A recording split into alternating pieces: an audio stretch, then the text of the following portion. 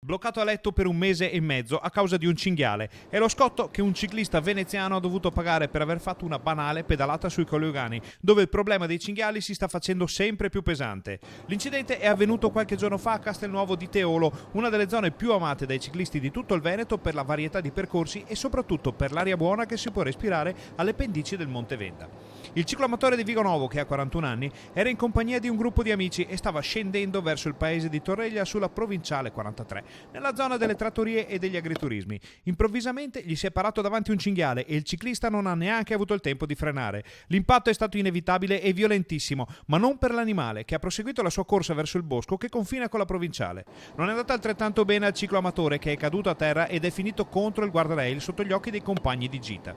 Il 41enne non riusciva ad alzarsi in piedi ed è stato soccorso dagli amici, che hanno chiamato il 118. È stato portato d'urgenza al Policlinico di Abano, dove gli sono state riscontrate fratture multiple e altre botte giudicate guaribili in 45 giorni.